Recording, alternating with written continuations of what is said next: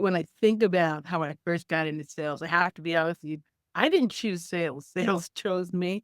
I was started selling Girl Scout cookies at 5 years old, and I remember pulling my wagon up and down the street with my brother tagging along, and I just loved it. I loved talking to people, but I think my real education kinda came from my dad. He ran Castleman Construction, and he remodeled kitchens and bathrooms, but I used to watch him every day. He would connect with the clients, he would help bring their vision to reality, and they were always blown away. So I have to say, in reality, my very first sales training, and probably the best I ever had, was with my dad, and his motto was, "Good enough isn't," and that stuck with me for 50 years. My dad was my first role model. My dad had his own construction business, and I started working with him when I was still in grade school. And I used to watch how he would listen to his clients, connect with them, and then work with them to solve their solutions. And I realized that's what was sales. And so that is what I coach, that's what I train, and that's been my motto. And he used to say, good enough isn't. And my model today is I want women to be too good to be ignored. And so that's what I think sales is about, connecting with people and being too good to be ignored. Tell us a little more about that. What does too good to be ignored mean to you? So what I tell women is that when you are too good to be ignored, you have connected with somebody, you have built a relationship, you have connected with them to the point that it doesn't matter whether they're a client and they're too good to be ignored to contact you to buy their products, whether you're too good to be ignored by your leadership so that you get promoted is that dream job, or whether you're too good to be ignored by recruiters and hiring managers so they hire you for that job. I think that everything that we do is about sales. And so because sales is a gateway skill, I think we should master it. And so if you want to be too good to be ignored, master sales. And sales is about connecting with people and building their trust. And as we always talk about the old LinkedIn report from a couple years ago that they said 87% of buyers want us to be a trusted advisor. Trusted, building that relationship, an advisor makes you too good to be ignored. I would tell my 21-year-old self something that I tell my younger coaching clients. Play bigger sooner. Don't wait. I spent so many years doing like so many of my clients today. We put our heads down, we work, and we hope and think that our high performance, our productivity is going to get you promoted. It's going to get you seen. And in reality, it really doesn't. Because, and this is something I talk to clients about, and this is that, it takes three things to get promoted: high performance, and executive presence, and exposure. And so if we put our heads down and we work, yeah, we get high performance, but the only people that get promoted all have high performance. So it's table stakes. It is not the biggest thing.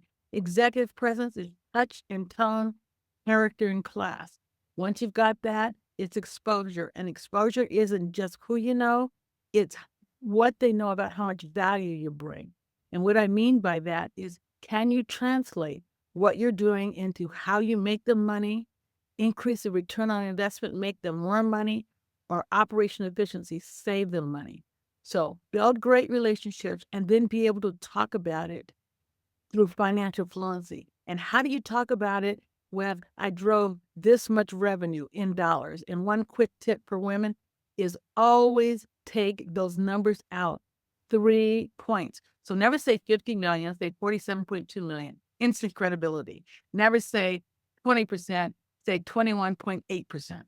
Yes, be high performing, work on your executive presence, and most importantly, talk about the value you bring in financial terms with numbers that you can back up. If you're in a company that is a tough place, I tell women to step back and be intentional because you can do one of two things. You can either step away and find some place where they value women, they value underrepresented minorities, and they're going to let you shine. Or if you're going to stay someplace when you don't, then you accept that you want to skin your knees and elbows. And there's nothing wrong with that. I did it. Okay. If you want to be that trailblazer, you want to climb that mountain, skin your knees and elbows, but do it with intentionality. Do it because you want to do it. Somebody did it for us. We have to do it. I did it. I know you've done it.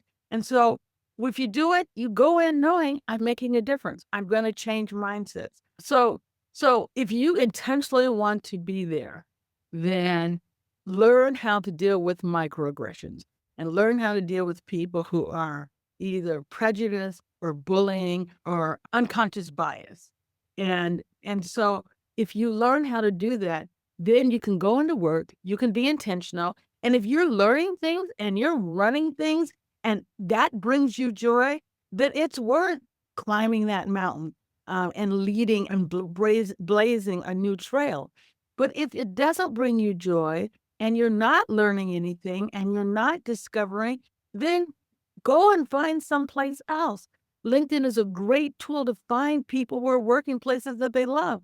Go find some place that you will love working. If you decide that you want to stay, a great book to read is Just Work by Kim Scott. And what Kim gives you is she actually gives you tools to deal with the three types of microaggressions that we face at work. She teaches you how to deal with bullies by talking about making use statements and how to deal with people who are prejudiced and by making it statements and how to deal with people who use unconscious bias by using me statements because unconscious bias means they don't mean it. They just don't know any better. And so we have to teach them by using me statements. And people who are prejudiced mean it. And you talk to them using it statements. It's illegal. It's not okay. And people who are bullies are just mean. And all of this comes out of Kim Scott's book. And she said, you use you statements. You cannot talk to me this way. It is not okay for you to use me as your platform or my meeting as your platform. And so if you decide to stay somewhere or you're facing microaggressions, check out this book. It's an amazing book, and she will give you the tools so that you can deal with those microaggressions. If you are a woman, learn how to master sales. There are so many resources out there. There's so many women like Lori and me who have LinkedIn posts, handouts.